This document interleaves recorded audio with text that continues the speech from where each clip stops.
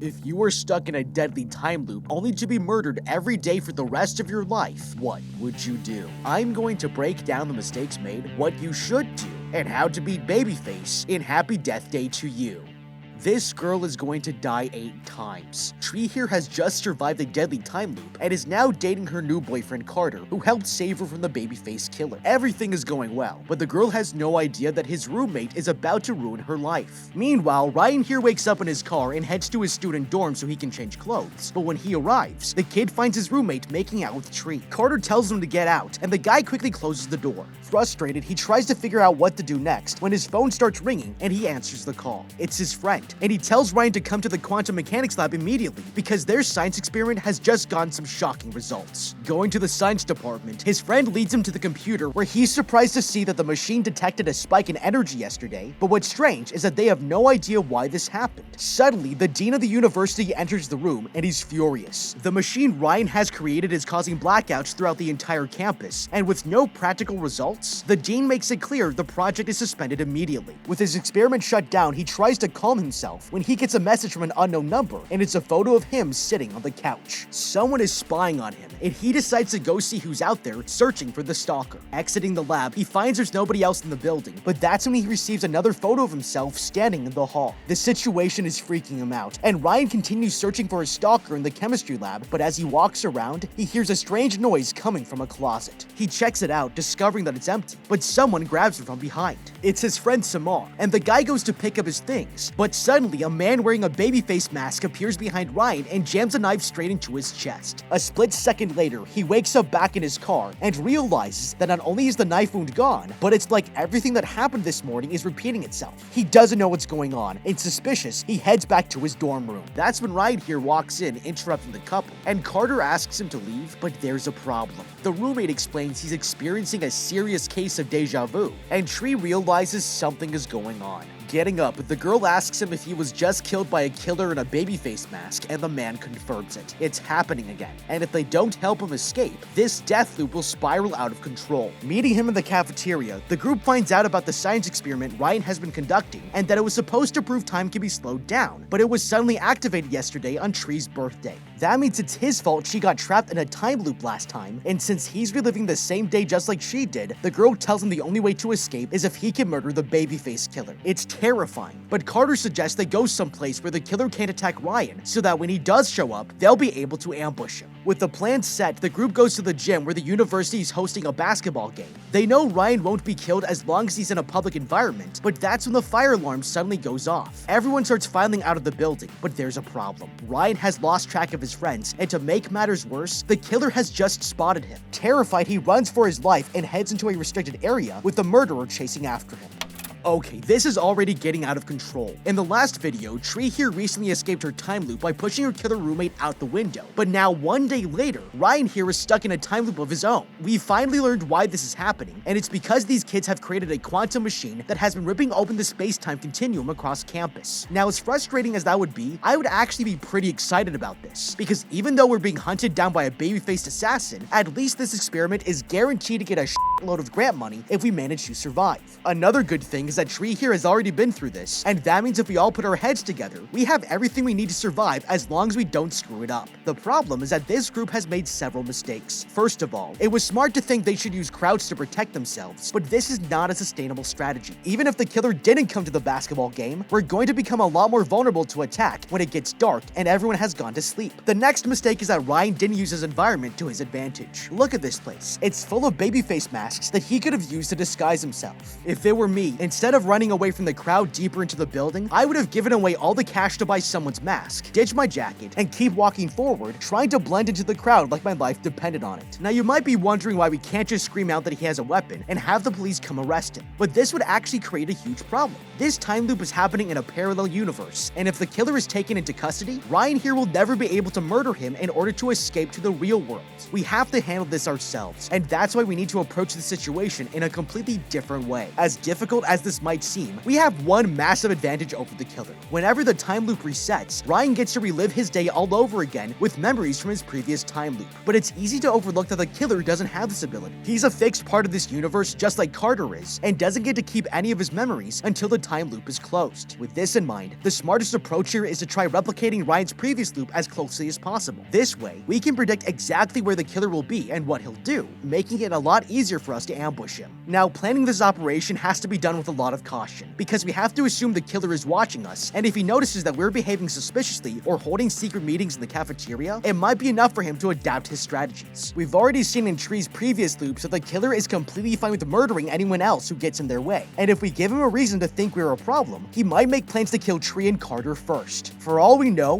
one single difference in our behavior could have a butterfly effect that changes the outcome, and that's why if it were me, I wouldn't even tell Ryan what our strategy is at all. From there, the group should leave Ryan alone and go to hide in the science lab hours before the murder is going to happen. That way, when he comes back to investigate the noise he heard coming from the closet, we'll know what to expect and be able to ambush the killer. This strategy uses the information we have to predict the outcome as accurately as possible, and it keeps everyone a lot safer as a direct result. Terrified, Ryan finds a place to hide, hoping that the killer won't catch him, but then he notices a flashlight shining in the distance, and it's getting closer. He backs away, keeping his eyes on what he thinks is the murderer, but that was his biggest mistake. Suddenly, the babyface killer grabs him from behind and slams the college student down. He raises his knife into the air, but at the last second, Tree knocks him out. With the roommate safe, the girl decides to unmask the murderer, and they're shocked to discover it's Ryan. Bringing him back to the science lab, they try to figure out what to do with the evil clone, when he wakes up and reveals that he was trying to close his death loop in his own timeline, but was sent to an alternate universe. He warns them that bad things will happen the longer both versions of Ryan exist in one timeline, and insists they kill the other Ryan, but the roommate has heard enough. Taking charge, he storms over to his computer and activates his science experiment. It's a quantum cooling reactor, and the man is convinced he can use it to send his evil twin back to where he came from. As the system starts initializing, the killer manages to break free, but it's too late. The device explodes in a shockwave of quantum particles, sending everyone flying through the air, but they're all going to deeply regret this. Moments later, Tree here wakes up in bed, but she immediately realizes something is horribly wrong. Sitting up, she finds herself back in Carter's room and is reliving the exact same day just like she did before. She's stuck in the same time loop all over again, and the girl is furious. Freaking out, she charges to her sorority house looking for her previous murderer, hoping to end the time loop, but this time, it's clear she isn't planning to kill her. Confused, she recruits Ryan and Carter to help her, and they explain that she must be in a different dimension altogether, learning that not only is Carter dating her sorority sister instead, but also that her mom is still alive.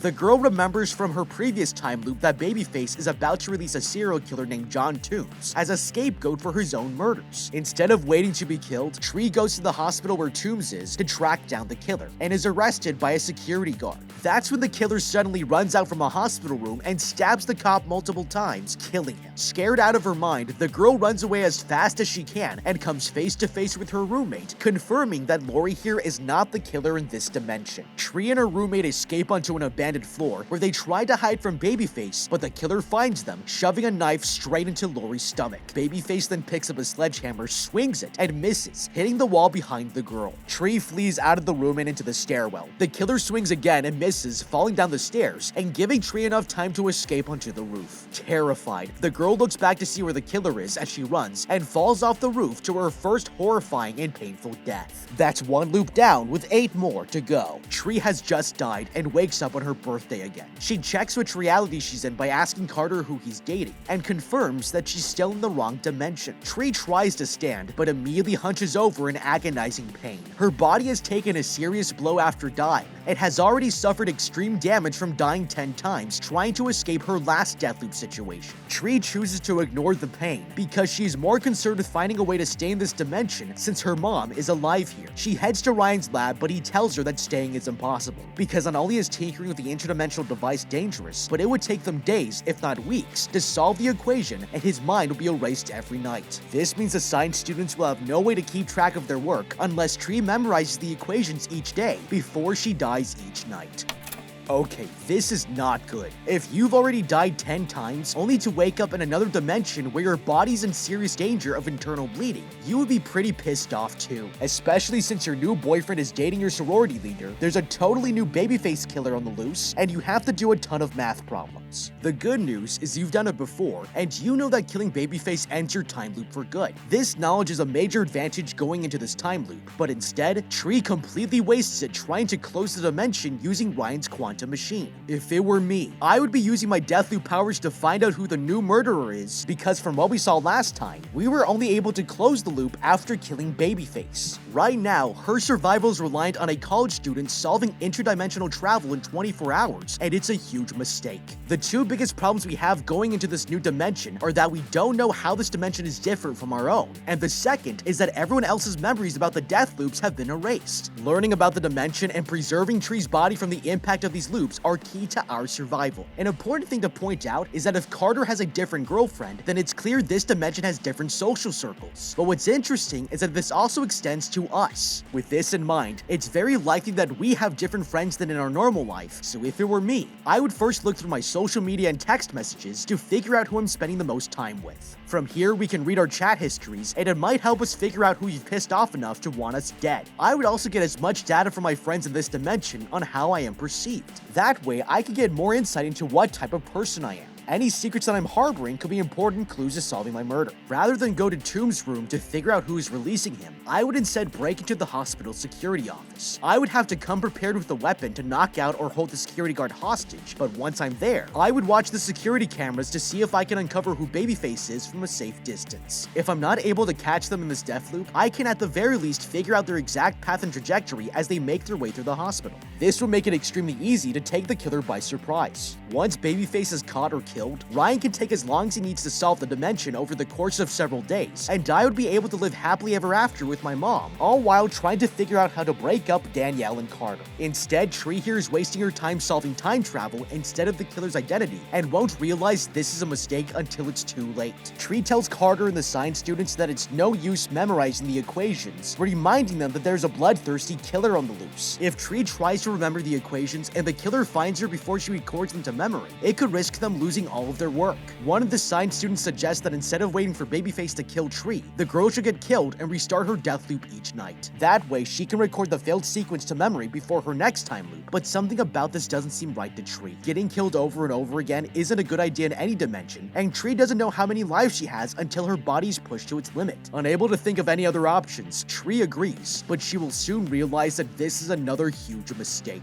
Later, the science students start testing different equations, and Tree memorizes every failed sequence. Every night she gets killed by something, but spends each day with her mom and watching Danielle with Carter, ending death loop 2, 3, 4, 5, and 6. That's 6 loops down and 3 to go. In one of her time loops, Tree realizes something else is different about this dimension. Outside of her sorority house, Gregory fights with her roommate Lori and grabs her by the arm. The girl realizes that her roommate is the student Gregory's having an affair with in this dimension. Earlier in Tree's first death loop, Gregory's wife confronted him about an affair, and Tree assumed that she was the student he was sleeping with. However, Lori sleeping with Gregory makes more sense in this dimension because she isn't jealous of Tree's affair or wants to kill her like in Tree's previous time loop. After her 6th death, Tree wakes up so weak from the number of times she's died that she faints and is brought to the hospital. Her body finally giving up on her after she's damaged it so many times and in so many different ways.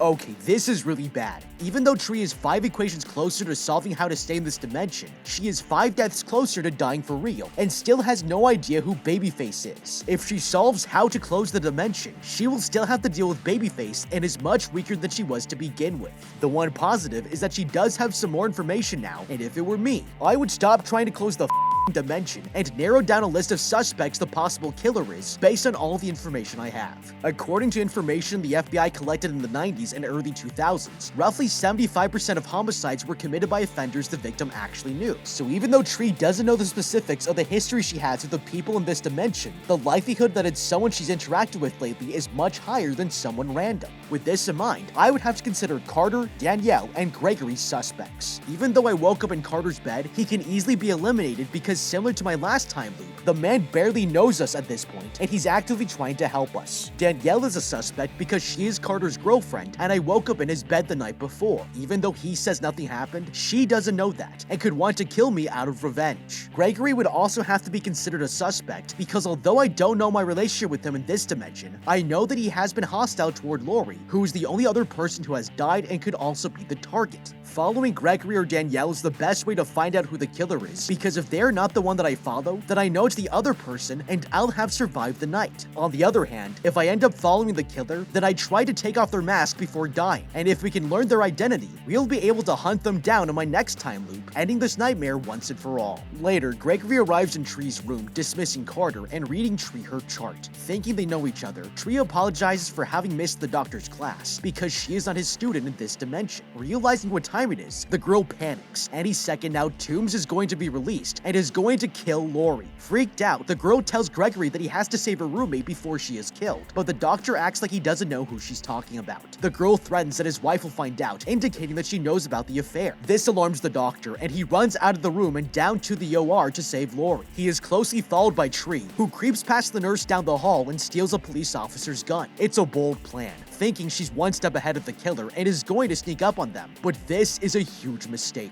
Tree still has not caught on to the fact that there are still a couple differences about this dimension she hasn't studied yet. Tree sneaks down the hall and spots blood splattered across the floor. She follows the blood into a hospital room and finds her roommate dead, sprawled out beneath a bed and stabbed in the chest. Disturbed, the girl tries to make sense of how this is possible, but not for long. She catches a glimpse of the killer in a mirror behind her and turns to him, shooting him dead immediately. The killer falls to the floor, drops his knife, and Tree unmasks him to reveal John Toombs. She demands to know who released him, but they are not alone. The killer is right behind Tree, and within a moment's notice, he grabs her from behind and puts her in a headlock, taking control of her right arm and the gun. Unable to wrestle herself free, Tree fires the gun at a set of flammable gas tanks, blowing both of them up and Tree into her next time loop. That's 7 loops down and 2 more to go.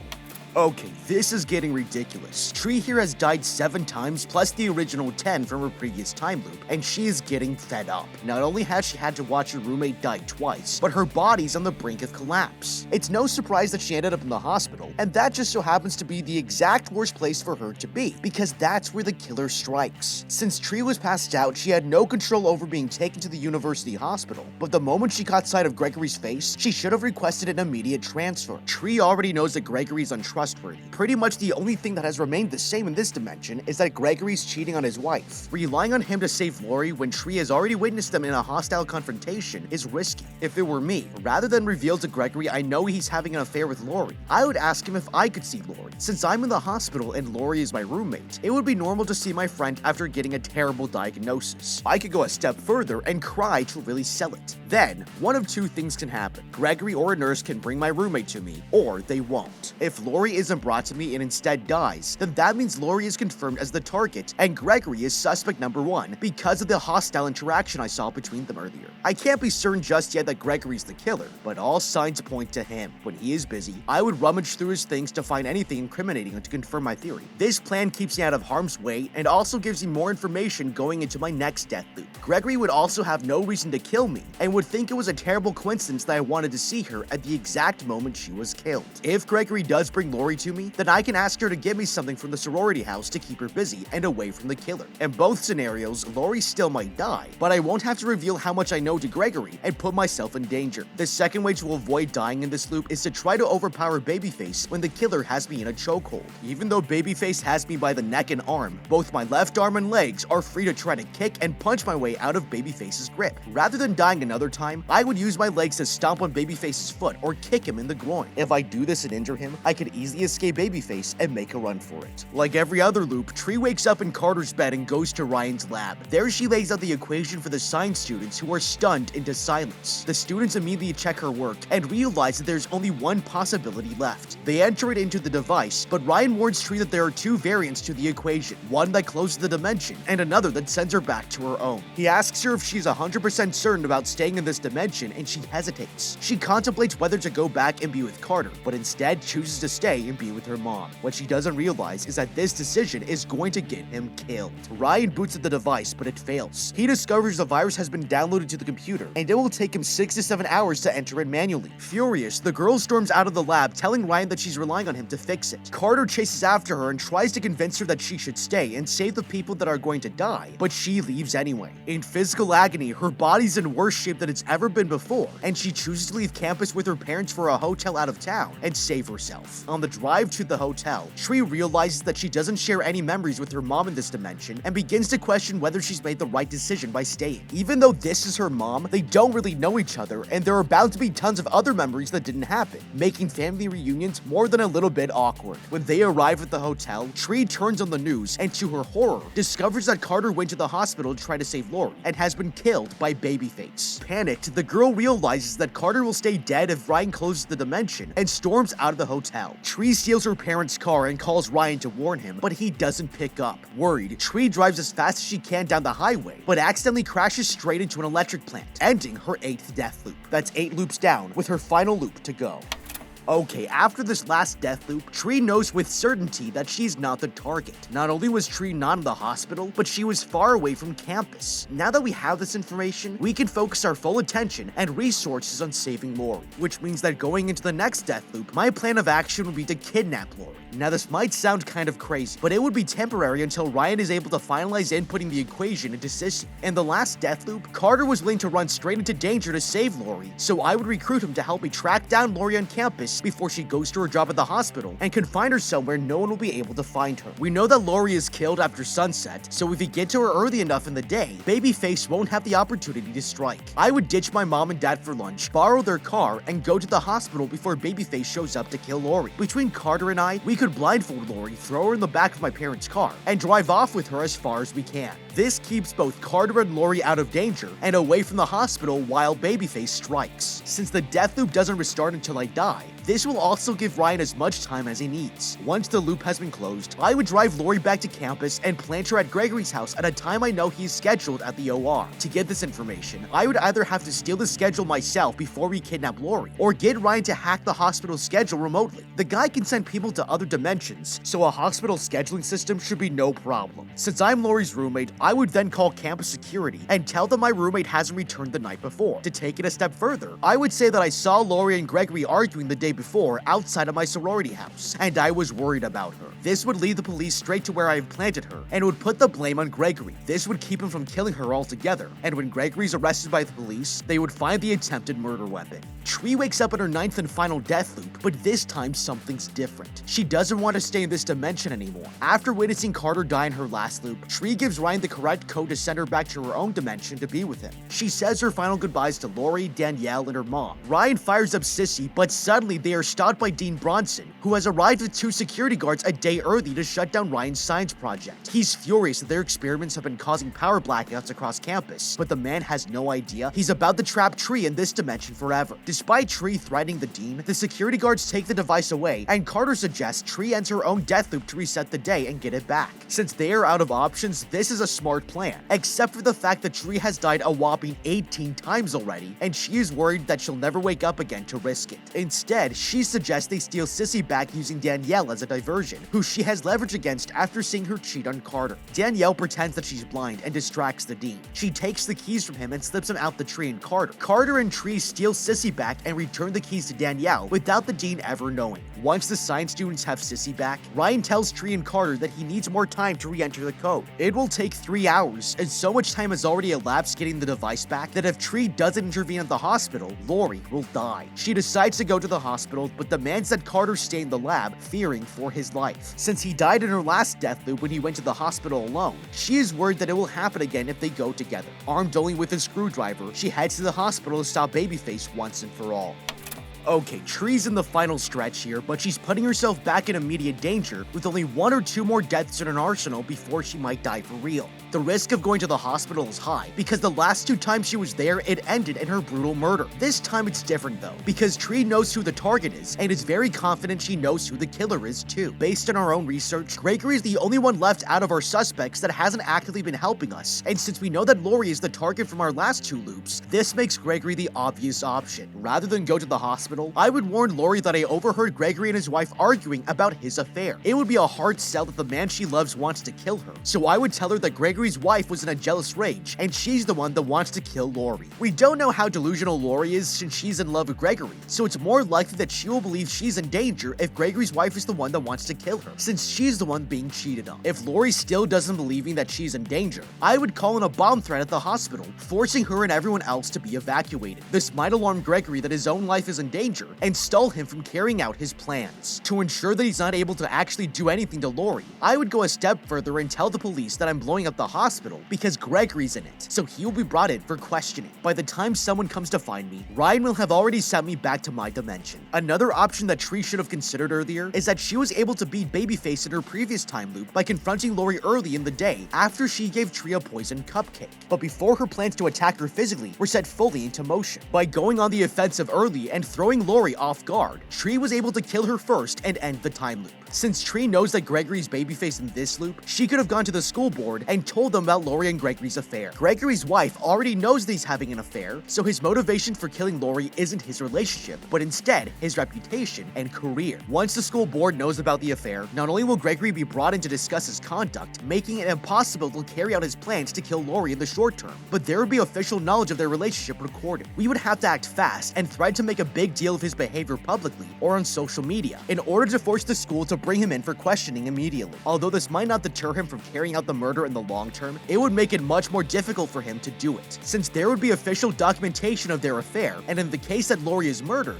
he would be suspect number 1. The hope is that the higher likelihood that he would be caught would be enough to scare him off from carrying out his plans altogether. When Tree gets to the hospital, she sneaks up in security with a gun and warns him that there's a killer on the loose and to call for backup. After releasing him, the girl goes to Toombs' hospital room and shoots Toombs dead just as he's about to stab Lori in the back. Tree grabs Lori's hand and ushers her out of the room and down the hall. Simultaneously, Dean Bronson is fed up with Danielle, who is still faking being blind. Meanwhile, Ryan tries to complete entering the code and the lights on campus flicker. Dean Bronson realizes Ryan has stolen Sissy back and Danielle's blindness has all been a ruse to distract him. Flanked by security guards, Bronson tries to break into the laboratory to stop Ryan from using the device, but the science students use a couch to barricade the doors. As they flee, Tree explains to Lori that a murderer is on the loose, but they're already too late. They run straight into Babyface smack dab in the middle of the hall waiting for them. Tree pulls her gun on Babyface and tells him the gig is up. She knows that he is Gregory, and he is trying to keep the secret of his affair from getting out after his wife found out about it. Gregory unmasks himself and steps closer to Tree. She fires off a warning shot at his feet, but this doesn't stop him. Sirens can be heard from outside, and the girl tells the doctor the cops are on their way, but this has given Gregory enough time to pull one final cat out of the bag. Gregory's wife rounds the corner with a gun pointed directly at Lori's chest. Without hesitation, Gregory's wife pulls the trigger, sending Lori straight to the floor.